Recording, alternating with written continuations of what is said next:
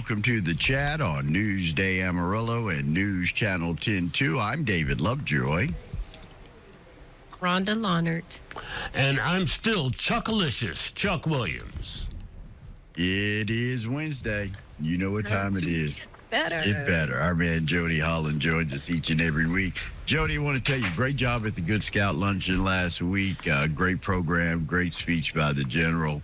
And you did a marvelous job, some great insight into scouting and the world of it. So great job on that. Well, thank you. Thank you. He came highly recommended. And it's kind of interesting. After we asked Brigadier General Michaelis if he would be our speaker this year, we got a call from the president of Texas A&M. And he said, how come he didn't ask me? So we've already got our speaker set for next year. So I'm excited about that because that's been the hardest part, being the chair of that, is finding the right speaker, somebody that's interesting and engaging and has a scouting background. And I love Scouts. I worked for the Scouts for 4 years in Abilene. Great organization. So yeah, I appreciate that. That was a big one, and it's a big relief to have it finished because that's a lot of work. Always. All right. Go right ahead, Ron. Well, I was just thinking about, something you mentioned you wanted to talk about today was the use of time. And I'm sure that did take up a lot of your time, and it probably is a relief. But, when you think about time, extremely easy to waste. Oh my gosh, yeah. And so I want to tell you about an incident, and this kind of, I don't know the age of the people that are listening to this, but incident I just dealt with not too long ago. We had a couple of young people, 22, 24 years old, that, we've gone to Teams and we've gone to a lot of the instant messaging stuff. And every now and then I recommend that organizations just audit how people are using their time. Some of it is to create better efficiencies. Some of it is to help organizations understand, are they managing people well? And we were looking at Teams and the number of messages going in and out in this organization. And I mean, we were thousands of messages a month between these two people, and they don't work directly together. And so that triggers hey, we should look a little bit more at this. And when we started evaluating it, it was about 90 to 92% personal and a little bit about business, maybe 8% about business. But the vast majority, and we're talking more than 5,000 messages each direction, was just chit chat during the day.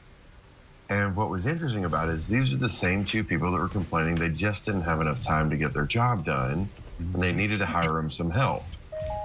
Whoops. And as we start looking at this, we're like, okay, we're evaluating the amount of time they're using on this.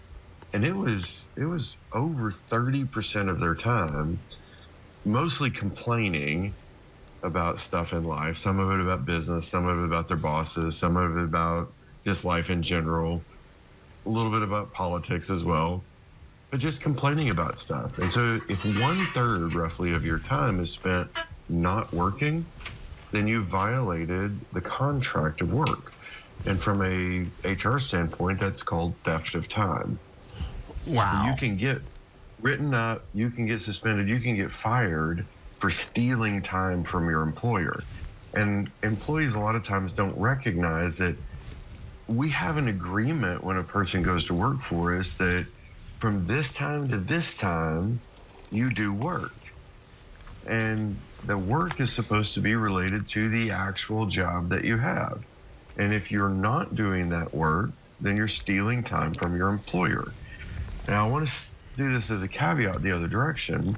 I also think employers should respect the personal time of individuals, that when they're not at work, that's the agreement going the other direction, that you get great work from this person from, say, 8 a.m. to 5 p.m., but then outside of that window, you don't violate their personal time because that is the exchange, or that's the respect.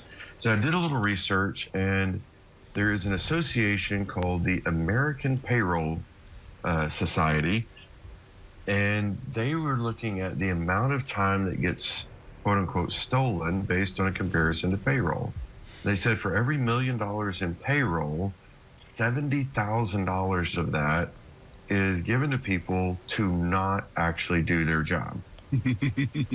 Oh, come 70,000 on. out of every 1 million is payroll that is given to people to not actually do their job. So they're messaging, they are messing around, they're shopping online, they're doing all kinds of other stuff, and that's how it affects their time.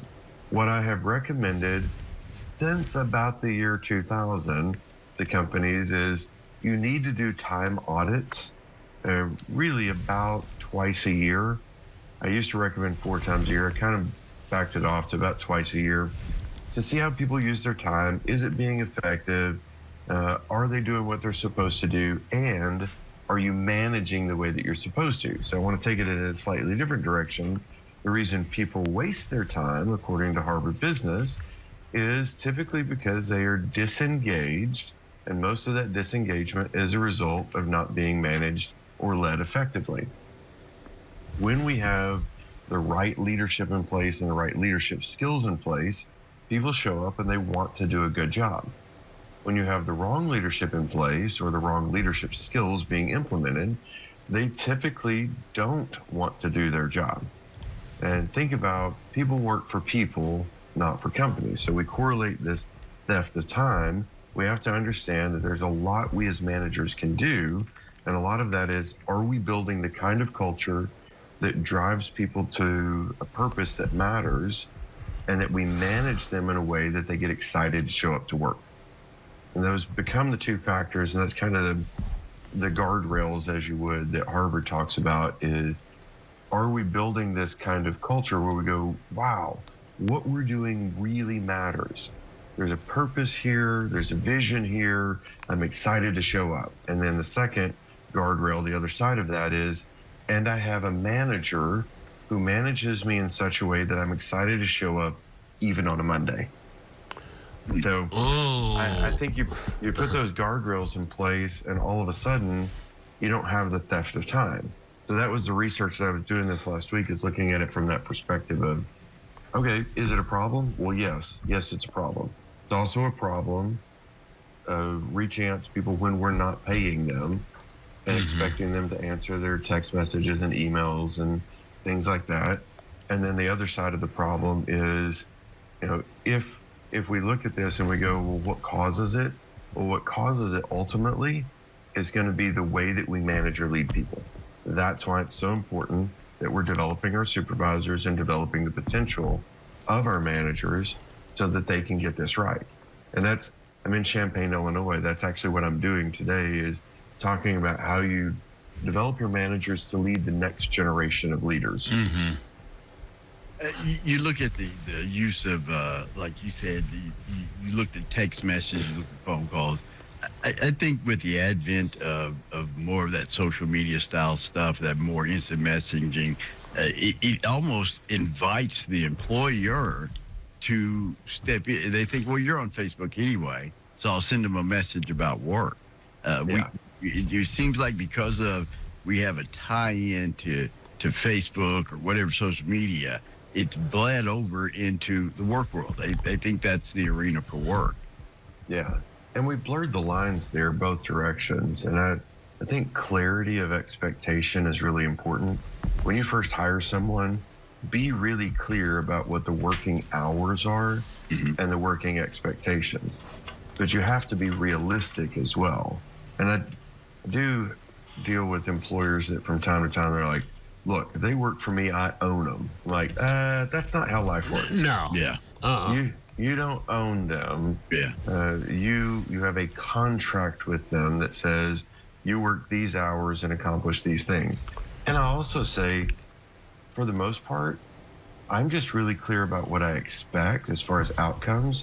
If you could get that done in 3 hours a day, I don't care what you do the other 5.